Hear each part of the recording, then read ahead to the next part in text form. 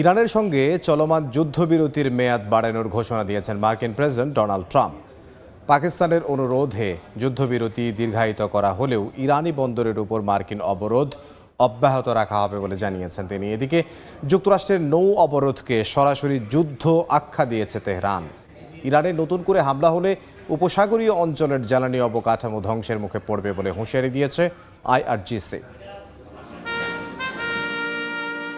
অবশেষে সব ধরনের জল্পনা কল্পনার অবসান ঘটিয়ে ইরানের বিরুদ্ধে চলমান যুদ্ধবিরতির মেয়াদ বাড়ানোর ঘোষণা দিয়েছেন মার্কিন প্রেসিডেন্ট ডোনাল্ড ট্রাম্প। সামাজিক মাধ্যম ট্রুথ সোশ্যালে তিনি জানান, ইরান সরকারের বিভাজনের কারণে এবং পাকিস্তানের সেনাপ্রধান ফিল্ড মার্শাল আসিম মনির ও প্রধানমন্ত্রী শাহবাজ শরীফের অনুরোধেই এই সিদ্ধান্ত নেওয়া হয়েছে। তিনি একই সঙ্গে নির্দেশ দিয়েছেন নৌ অবরোধ অব্যাহত থাকবে এবং পরিস্থিতি অনুযায়ী যুদ্ধবিরতির মেয়াদ বাড়ানো হবে। সামাজিক মাধ্যমে দেয়া আরেক পোস্টে মার্কিন প্রেসিডেন্ট আবারও দাবি করেন, ইরানের পারমাণবিক স্থাপনার পাশাপাশি দেশটির নৌ আকাশ প্রতিরক্ষা ব্যবস্থা সম্পূর্ণ ধ্বংস হয়ে গেছে। এছাড়া তিনি আরও জানান, মার্কিন অবরোধের কারণে দেশটি প্রতিদিন প্রায় $50 কোটি ক্ষতির মুখে পড়ছে। ট্রাম্পের যুদ্ধবিরতির মেয়াদ বাড়ানোর সিদ্ধান্তকে স্বাগত জানিয়েছেন পাকিস্তানের প্রধানমন্ত্রী শাহবাজ শরীফ। ট্রাম্পের এই সিদ্ধান্ত উত্তেজনা প্রশমনে এক গুরুত্বপূর্ণ পদক্ষেপ হিসেবে অভিহিত করেছেন জাতিসংঘের মহাসচিব আন্তোনিও গুতেরেস। যুক্তরাষ্ট্রের দাবি, অবরোধের কারণে 28টি ইরানের জাহাজকে ফিরিয়ে দেওয়া হয়েছে বা বন্দরে ফিরে যেতে বাধ্য করা হয়েছে। তেহরান পাল্টা দাবি করেছে তাদের কিছু জাহাজ হরমুজ প্রণালী অতিক্রম করতে সক্ষম হয়েছে। এর মধ্যে ইরানের পররাষ্ট্রমন্ত্রী আব্বাস আরাকচি অভিযোগ করেছেন, যুক্তরাষ্ট্রের এই নৌ অবরোধ সরাসরি যুদ্ধ ঘোষণার শামিল এবং যুদ্ধবিরতির লঙ্ঘন। তিনি জোর দিয়ে বলেন, ইরান চাপের মধ্যে কোনোভাবেই আলোচনায় বসবে না এবং তারা নিজেদের স্বার্থ রক্ষায় প্রস্তুত। ইরানের পার্লামেন্টের স্পিকারের উপদেষ্টা মাহাদি মোহাম্মদী ট্রাম্পের এই যুদ্ধবিরতি বৃদ্ধির ঘোষণাকে অর্থহীন দাবি করেছেন। তিনি জানান, ট্রাম্পের যুদ্ধবিরতির মেয়াদ বাড়ানো নিশ্চিতভাবে একটি আকস্মিক হামলার জন্য কালক্ষেপণের অপকৌশল। এই পরিস্থিতির মধ্যে ইরান ও যুক্তরাষ্ট্রের আলোচনার ভবিষ্যৎও অনিশ্চিত। তাসনিম নিউজ জানিয়েছে, পাকিস্তানে হতে যাওয়া আলোচনায় অংশ নিতে অস্বীকৃতি জানিয়েছে ইরান। সাম্প্রতিক দিনগুলোতে যুক্তরাষ্ট্র তাদের অযৌক্তিক দাবি থেকে সরে না আসায় এই সিদ্ধান্ত নেওয়া হয়েছে বলে জানানো হয়। একই সঙ্গে স্থগিত করা হয়েছে জেডি ভ্যান্সের পাকিস্তান সফরও।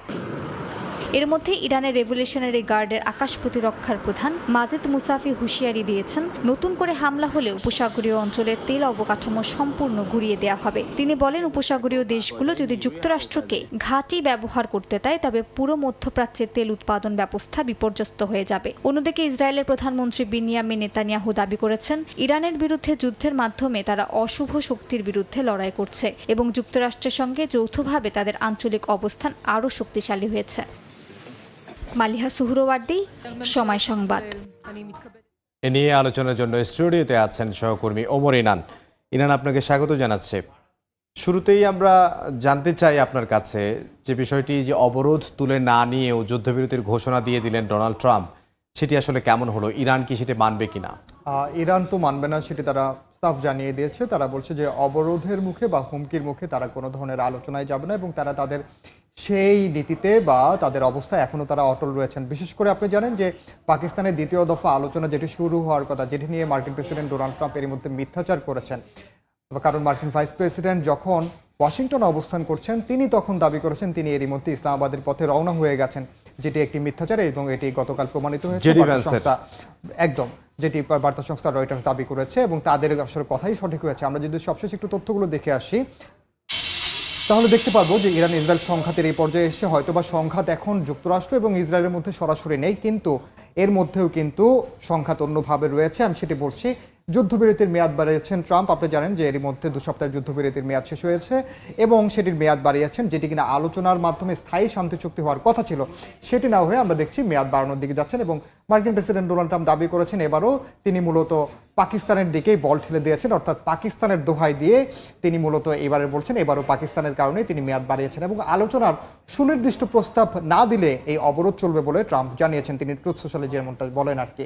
এবং ইরানের পক্ষ থেকে বলা হচ্ছে মার্কিন নৌ অবরোধকে তারা এখনো যে অবরোধটা দিয়ে রেখেছে সেটি বলছে তারা যুদ্ধবিরতির লঙ্ঘন এবং যুদ্ধ ঘোষণার শামিল, অর্থাৎ আপনি কোনো না কোনোভাবে যুদ্ধ চালিয়েই যাচ্ছেন। এটি মূলত ইরান এভাবেই দেখছে। বিশেষ করে ইরানের পররাষ্ট্রমন্ত্রী আব্বাস আরাকচি বলছে যে এটি একটি জলদস্যুতা, তারা নৌ কর্মকাণ্ডের নামে যেগুলো করছে এবং এর মধ্য দিয়ে আসলে আলোচনা কিন্তু ঝুলে আছে, যেটি পাকিস্তানের হওয়ার কথা। আপনি জানেন পাকিস্তানের পক্ষ থেকে এখনো তারা আশাবাদী, কারণ পাকিস্তান চায় যে আলোচনার মাধ্যমে এটি সুরাহা হোক। আপনি জানেন একটু আগে আপনি যেটি বলছিলেন যে পাকিস্তানের দিকে ডোনাল্ড ট্রাম্প ঠেলে দিচ্ছেন, পাকিস্তানের কোর্টে বল ঠেলে দিচ্ছেন, এবং পাকিস্তানের প্রধানমন্ত্রী শাহবাজ শরীফ তিনিও আসলে ইরানের যে রাষ্ট্রদূত রয়েছে তার সঙ্গে আলোচনা করেছেন, কিন্তু ইরান থেকে কেউ আসলে এই আলোচনায় যোগ দেননি। এখন পর্যন্ত ইরানের পক্ষ থেকে বলা হচ্ছে যে তাদের যে সুনির্দিষ্ট দাবি দাওয়াগুলো সেগুলোও আসলে বিবেচনা করতে হবে যুক্তরাষ্ট্রকে, কারণ ইসলামাবাদে কিন্তু এখন পর্যন্ত আলোচনার জন্য যে পরিবেশ সেটি বজায় রাখা হয়েছে। আপনি জানেন যে ইসলামাবাদে যে এরকম বৈঠক হলে যে নিরাপত্তা ব্যবস্থা সেটি এখনো বহাল রয়েছে, তারা এখনো আশাবাদী, এবং বলা হচ্ছে আগামী 48 ঘন্টার মধ্যে এই আলোচনাটি হওয়ার একটি সম্ভাবনা আছে যদি ইরানকে রাজি করানো যায়। আমরা একটু লেবানন পরিস্থিতি বা সম্ভাব্য পরিস্থিতিগুলো যদি দেখি তাহলে দেখব যে ইরান ইসরায়েল সংঘাতের আড়ালে লেবাননে এখন পর্যন্ত কিন্তু 10 দিনের যুদ্ধবিরতির কথা বলা হলেও এখন পর্যন্ত বিমান হামলা চলছে, এবং সেখানে মানবিক বিপর্যয় অনেক বেশি আগের চেয়ে, কারণ বিদ্যুৎ এবং পানির জন্য সেখানে এখন হাহাকার। একই সঙ্গে আমরা দেখতে পাচ্ছি গাজাতেও ইসরায়েলি আগ্রাসন অব্যাহত রয়েছে। যখন পশ্চিমা বিশ্ব কিংবা পুরো দুনিয়া যখন ইরান যুক্তরাষ্ট্রের এই দ্বন্দ্ব নিয়ে আসলে ব্যস্ত, তখন কিন্তু আড়ালে তারা গাজাতেও আগ্রাসন চালাচ্ছে। শুধু গাজা না, এমনকি পশ্চিম তীর, পূর্ব জেরুজালেম এই অঞ্চলগুলোতেও ইসরায়েলি আগ্রাসন অব্যাহত রয়েছে, বিশেষ করে ফিলিস্তিনিদের উপর। আপনি জানেন যে পূর্ব জেরুজালেম এবং পশ্চিম তীরে অসংখ্য ফিলিস্তিনিও আছে, তাদের উপর দমন পীড়ন চালাচ্ছে কারা? তারা হচ্ছে ইহুদি অবৈধ বসবাসকারী, যারা প্রতিনিয়ত তাদের অবৈধ বসতি সম্প্রসারণ করে আসছে, এবং সেটি আবার ইসরায়েলি বাহিনীর নেতৃত্বে তাদের সামনেই হচ্ছে। শুধু তাই নয়, আল আকসার মতো পবিত্র জায়গাতেও যেখানে ইহুদিদের কোনো ধরনের ধর্মীয় আচার পালন নিষিদ্ধ থাকলেও তারা সেটি কিন্তু করছে, যেটি আজও তারা করেছে। এবং এটা আসলে কি গ্রেটার ইসরায়েলের দিকে যাচ্ছে কিনা একদম সেটি এখন আসলে অনেক বিশ্লেষক থেকে শুরু করে যারা এই জিনিসগুলো নিয়ে কাজ করেন তারা আসলে এখন পর্যন্ত শঙ্কা করছেন। এবং এর মধ্যে আবারও কিন্তু হরমুজ প্রণালী বন্ধ হয়ে গেছে। হরমুজ প্রণালীর আশপাশে ওমান উপসাগর থেকে শুরু করে ইরানের যে জলসীমা রয়েছে তার আশপাশে ইরান আজ 3টি পণ্যবাহী জাহাজে গুলি চালিয়েছে। অর্থাৎ আমি একটু আগে বলছিলাম যে যুদ্ধ হয়তো বন্ধ আছে, সরাসরি আঘাত করছে না, কিন্তু সহিংসতা কিন্তু কোনো না কোনোভাবেই অব্যাহত রয়েছে। সেটি যুক্তরাষ্ট্রে এর আগে দেখেছি আমরা ইরানের পণ্যবাহী জাহাজ জব্দ করেছে।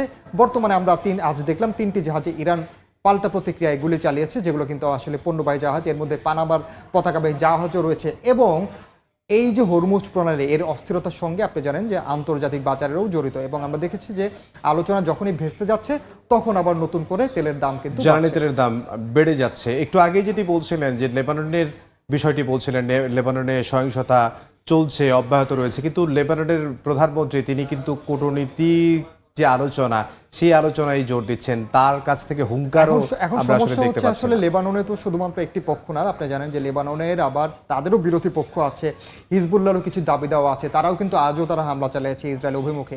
অর্থাৎ সামগ্রিকভাবে এটা ত্রিপক্ষীয় একটি বিষয়, তাদের সমঝোতা না হলে এই সংকট আসলে খুব দ্রুত সমাধান হওয়ার নয়। তাহলে ইরান ইসরায়েলের যে সংঘাতটা, এই সংঘাতটা আসলে নানামুখী একদম ছড়িয়ে গেছে, সারা বিশ্বে আসলে ছড়িয়ে গেছে। আমরা আশা করি যে খুব দ্রুতই সবার বোধোদয় হবে এবং শান্তি ফিরে আসবে। এই নান, আপনাকে অসংখ্য ধন্যবাদ। ধন্যবাদ। সহকর্মী ওমর ইরান আমাদের সঙ্গে যোগ দিয়েছিলেন।